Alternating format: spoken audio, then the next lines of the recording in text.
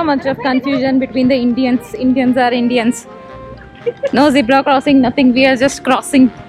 It's a little bit far. So this is a postal museum which we're planning to visit. Namaste everyone. If you're planning to visit Bhutan, there is one thing which you shouldn't miss if you're in Thimphu.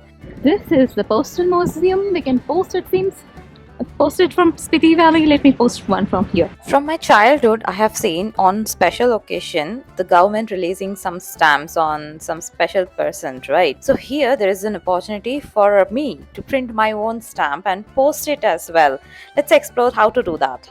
It is very casual to get fridge magnets. Like, so I wanted something unique from different places. If you come back to India as well, right, these stamps will work. So you can just attach your own customized photo of your stamp and send it to your relatives and friends. It is very impressive way. Hardly people use post letters to post.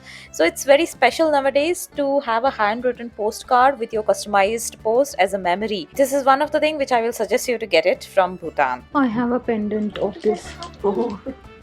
See, I have here. It's the pendant. I love it. So for this, what you have to give your clear latest picture that they will print it in that stamp kind of a printer which will print the stamps and which can be like, you see 12 stamps you will get. So overall they will take you 500 for you and they will give you 12 stamps. The stamps worth 470 rupees, so extra 30 rupees they will take you for this. For 500 I got 12 stamps with 45, 30 and 50. All are international stamps. She said 30 will go to India. I'll use the 31 first. And this is the postcard which I've collected. It is for 25 rupees. You have to write something and put my stamp on top of this. This will go to my house. Bingo. Hope it reaches my house.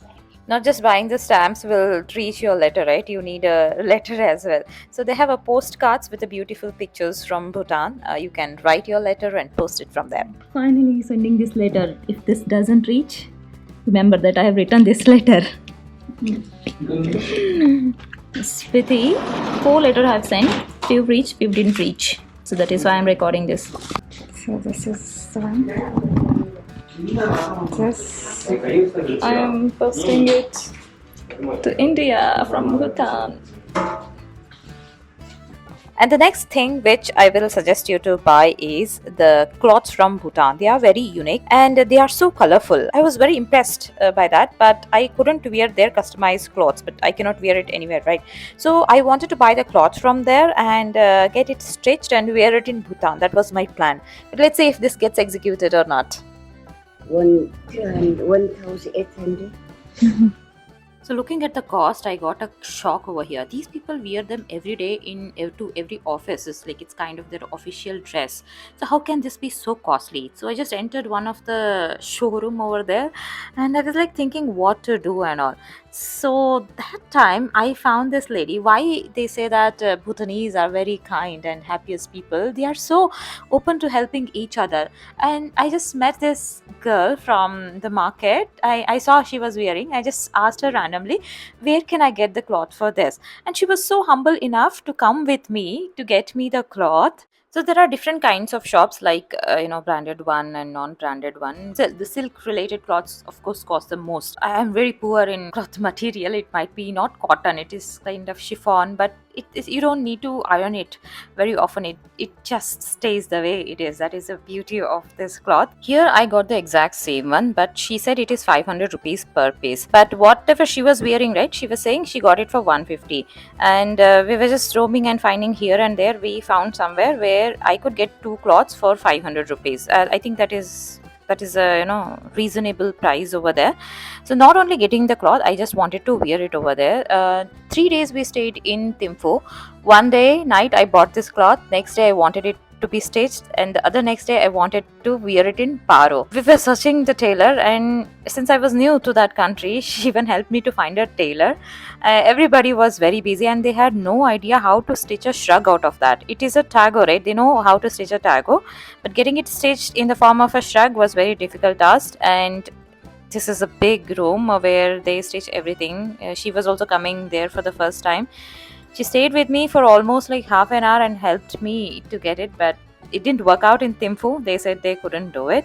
And next day we visited Paro. Though I was just roaming with the two piece of cloths with me, how to get it stitched and how to wear, that was a big question. In Paro we stayed for the 2 days. So this person which you see over there, right, he is a hotel receptionist. He was the next kindest person I met in Bhutan, I have to say. He came with me and we roamed the entire Paro market, found one tailor who with the confidence said that yes, I can do it, and he told me that it will cost 500 rupees, but I will get it stitched in one day. So he made me a pocket and a beautiful shrug out of that, which I am wearing in the Paro fort. It was looking so beautiful. I am wearing this traditional tago cloth. I got stitched here. It's really, they don't know how to stitch here because they know how to stitch only tago. That I cannot wear tago in India, so I got it customized as a blazer or kind of a shrug.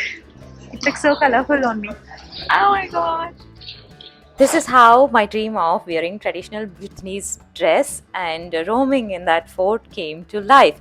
I think Bhutan should think about having more of these kind of things for the tourism industry. It will help them a lot. One thing which I have to tell is the cloth is very warm. If you have to wear it, it will be very difficult to wear it in a summer days in India, but for the winters it is perfect for the traditional occasion or anything like that. Shopping and me in different country, it is uncontrollable. I was roaming alone. Nobody was there to tell me, oh, like stop buying these things. I saw a MiniSo store over here. This was one mini wallet which I was not able to find in Indian MiniSo stores. I found it over there. Quite a lot of bags, everything, and I'm very thankful for my guide, my driver Vishnu, and those two kind people of Bhutan. If you like this video, don't forget to like, share, and subscribe. Thank you so much for watching.